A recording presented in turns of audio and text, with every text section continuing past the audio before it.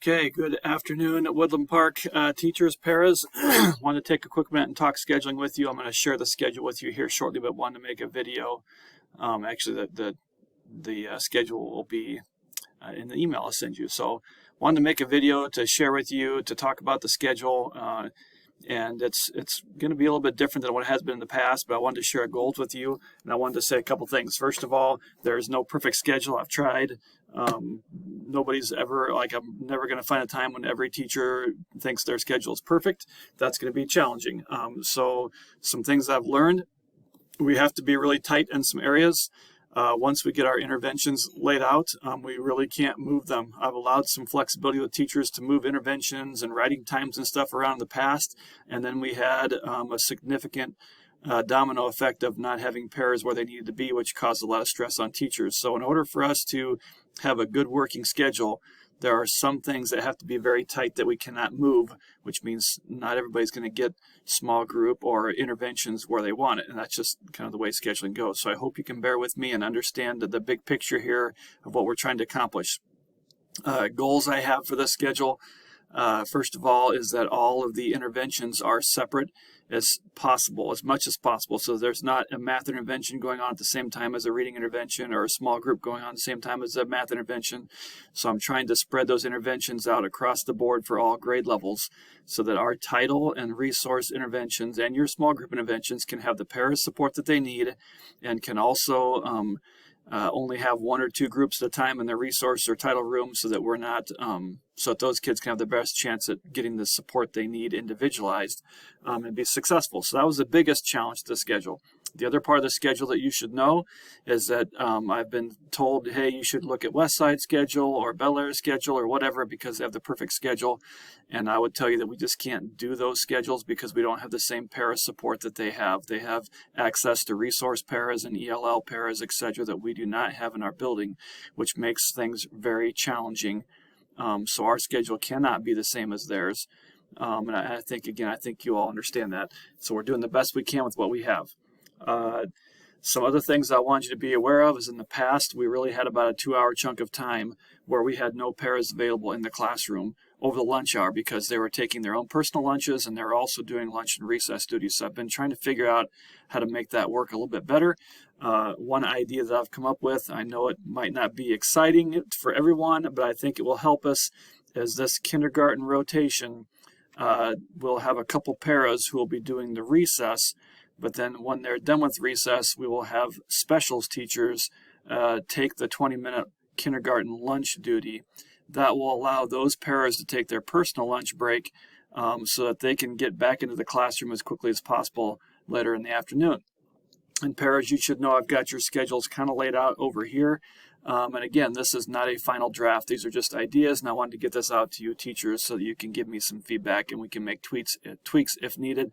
And again, please understand I can't fix it perfectly for everybody, but I'll do the best I can. Some things I wanted to bring to your attention. Wonders reading intervention, Wonders small group is probably going to look a lot different moving into next year. Those of you who've spent some time looking at our suggested pacing guide from Wonders, here it is. You'll notice that kindergarten through 4th grade, the suggested pacing guide is 120 minutes.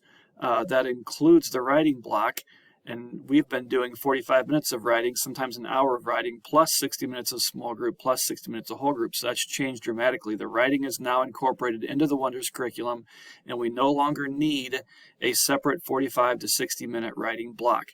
I know this is, I've talked to some teachers who are reluctant on this, and I understand that. So if you look at our pacing guide, instructionally for the district, we have allowed some extra time in here to keep writing in there because I know that's a concern, but it's going to look a little different in our schedule. So here's my plan for our schedule. Again, if you look at this pacing guide, if you scroll through this, they do have an option of a 90-minute or 60-minute pacing guide. That is for like middle schools who have 60-minute blocks or 90-minute blocks. We do not have that, so we will be following the 120-minute pacing guide. So if you scroll down through this, it tells you what that should look like. If you look at kindergarten, it has lesson 1. Here's what you should spend on what things. Here's your writing, it's only 25 minutes. Okay, here's your small group, it's only 40 minutes. That's different than what we've been doing in the past. And it has day 2 is going to look different, lesson 3 is going to look different. If you scroll down to the older groups, most of their small group intervention times are only 25 to 40 minutes long, which again, we've been spending 60 minutes on small group intervention. So this is going to look a lot different. What's this look like in our schedule?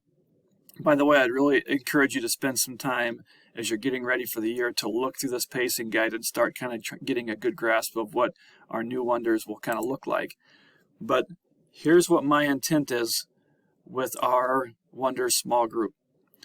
We are going to leave a 30-minute writing block into the schedule, but you get to put that where you want in your schedule.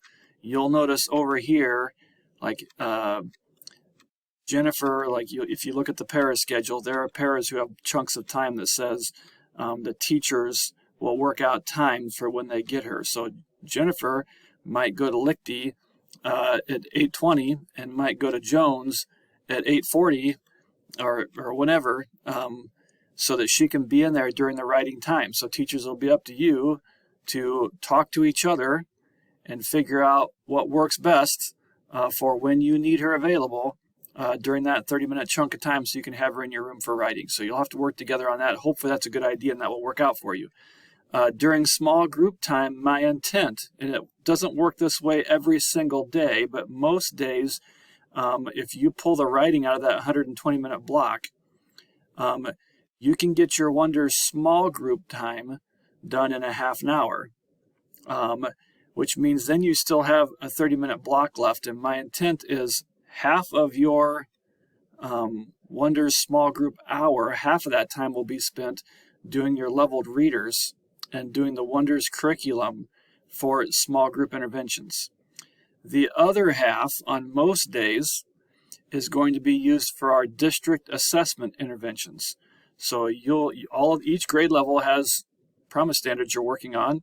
You're going to be giving those assessments and then evaluating the data from your students and then intervening with students who haven't met those standards. So that second half hour of your small group time on most days will be spent working on your intervention time for our district standards.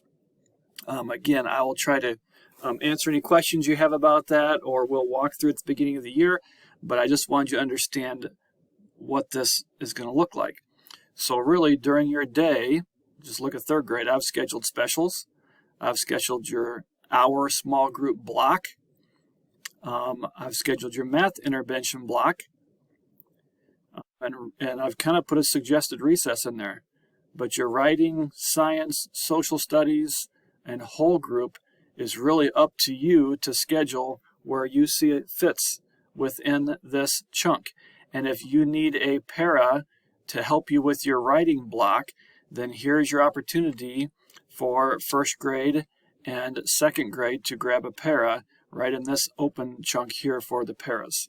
Okay, paras, you can take a look at this. Your schedule is also, I can't figure out how to scroll over, but your schedule is also in here, paras. So please take a look at that and let me know if you see significant conflicts or if you have questions.